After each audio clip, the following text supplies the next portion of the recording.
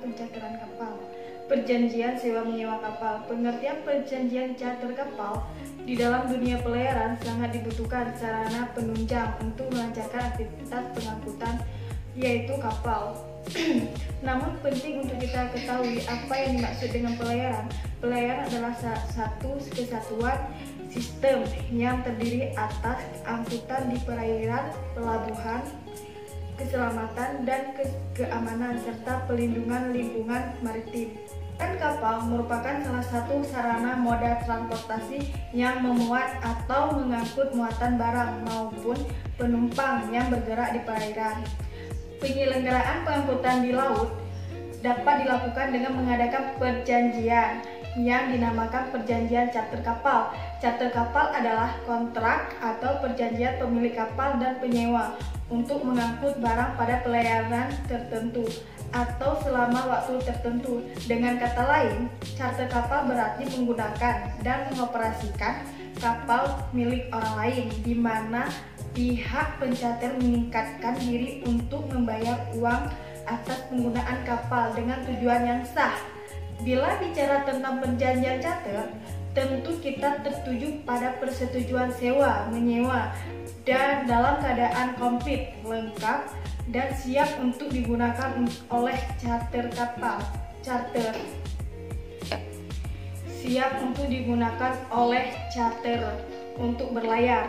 Dalam pencatatan kapal harus disertai dengan perjanjian charter dengan tujuan ada bukti yang jelas, mengurangi terjadinya penipuan, serta menunjukkan bahwa benda yang dicatat itu memiliki nilai yang tinggi sehingga harus dijaga, dilindungi, dan digunakan sebagaimana semestinya.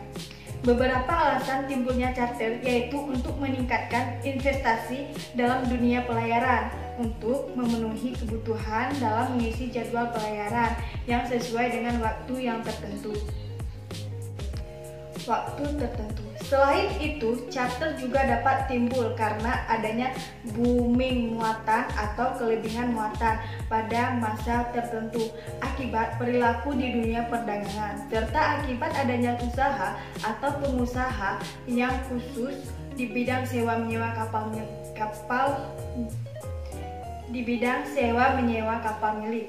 Ada beberapa pengertian perjanjian charter kapal menurut HMN. Dasar hukum perjanjian charter kapal, setiap kegiatan atau perbuatan yang dilakukan mempunyai dasar hukum yang dijadikan tuntutan atau untuk pelaksanaan kegiatan tersebut, yang dijadikan dasar pelaksanaan kegiatan tersebut yang dijadikan dasar hukum dalam perjanjian charter kapal adalah Kitab Undang-Undang Hukum Dagangnya, diatur dari pasal 453 sampai pasal 565. Secara umum, ini dari pasal-pasal tersebut adalah mengatur mengenai perjanjian pencatatan kapal secara umum dan membedakan perjanjian charter kapal ke dalam dua jenis, yaitu perjanjian charter kapal menurut perjalanan dan perjanjian charter kapal menurut waktu. Juga mengatur tentang perlu adanya akta dalam suatu perjanjian charter kapal. Selain itu, juga disinggung tentang hak dan kewajiban para pihak yang mengadakan perjanjian charter kapal. Pihak-pihak yang terkait dalam charter kapal, para pihak dalam suatu perjanjian disebut subjek, yaitu siapa saja yang terlibat dengan diadakannya perjanjian. Subjek harus mampu untuk melakukan perbuatan hukum yang ditetapkan oleh undang-undang. Di samping manusia perorangan, badan hukum juga dapat bertindak dalam hukum dan mempunyai hak-hak, kewajiban dan perhubungan hukum terhadap orang lain atau badan lain. Dalam perjanjian charter kapal, para pihak yang terikat dengan perjanjian tersebut adalah pihak tercater yang mencater kapal, di mana pihak tercater ini adalah perusahaan pelayaran di satu pihak dengan pihak pencater selaku pihak pemakai jasa angkutan. Dalam perjanjian charter kapal yang dilakukan antara pencater dan tercater, terdapat pula beberapa orang yang bukan merupakan pihak dalam perjanjian, namun mempunyai peranan yang cukup penting dalam perjanjian charter kapal yang disebut dengan pihak perantara atau wakil masing-masing tercater mampu dari pihak pencater. Syarat-syarat sah perjanjian charter kapal seperti halnya perjanjian pada umumnya, perjanjian charter kapal harus memenuhi syarat untuk sahnya perjanjian sebagaimana menurut ketentuan peraturan perundang-undangan yang berlaku, yaitu terpenuhi unsur-unsur. 1. Sepakat antara mereka yang mengikatkan diri, yaitu sepakat antara pihak penyedia kapal dan pihak yang mencater kapal.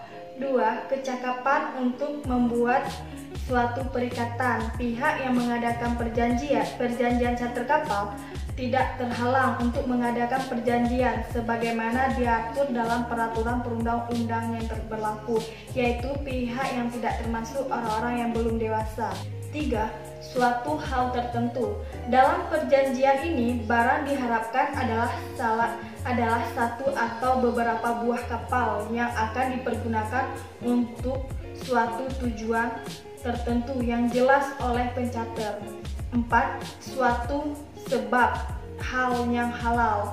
Isi dan tujuan dalam perjanjian percateran kapal adalah yang tidak bertentangan dengan undang-undang, ketertiban umum maupun kesusilaan, yaitu berkenan dengan pemakaian, pengangkutan dan jangka waktu pencateran tersebut. Pencateran kapal pada pasal 453 KUHD dibagi menjadi dua. 1. Time charter. Charter menurut waktu adalah persetujuan dengan mana pihak yang satu mengikat diri untuk selama waktu tertentu kepada pihak lawannya dengan maksud untuk memakai kapal tersebut dalam pelayaran di lautan guna keperluan pihak yang terakhir ini dengan pembayaran suatu harga yang dihitung menurut lamanya waktu. 2. Voyage charter. Charter menurut perjalanan. Persetujuan dengan mana pihak yang satu mengikatkan diri untuk menyediakan sebuah kapal tertentu seluruhnya atau sebagian kepada pihak lawannya dengan maksud untuk baginya mengangkut orang-orang atau barang-barang melalui lautan dalam satu perjalanan atau lebih dengan pembayaran suatu harga pasti untuk pengangkutan ini. Jenis-jenis charter. 1. Barboard charter, yaitu charter kapal dalam keadaan kosong tanpa awak kapal. Charter ini khusus hanya antar perusahaan pelayaran dan termasuk time charter serta penggunaannya terserah si pencater. 2. Time charter, tanggung jawab ship owner meliputi navigasi, pengangkutan aman, perbekalan, gaji atau bonus dan asuransi tertanggung perjanjian. Sedangkan tanggung jawab pencater meliputi kecepatan, bahan bakar, dan batas daya muat. 4. Trip voyage charter, yaitu charter kapal dari satu atau beberapa pelabuhan pemuatan ke satu atau beberapa pelabuhan pembongkaran, tetapi hanya untuk satu trayek, misalkan muat dari Port Semarang lalu bongkar di Port Tegal dan muat lagi di Port Cirebon hingga bongkar terakhir di Port Jakarta, maka pembayaran tetap dihitung satu trayek. Charter ini paling disenangi para penyewa kapal karena di setiap pelabuhan bisa bongkar dan muat barang. Baik, sampai di sini penjelasan dari saya tentang pencateran kapal. Demikian, Assalamualaikum warahmatullahi wabarakatuh.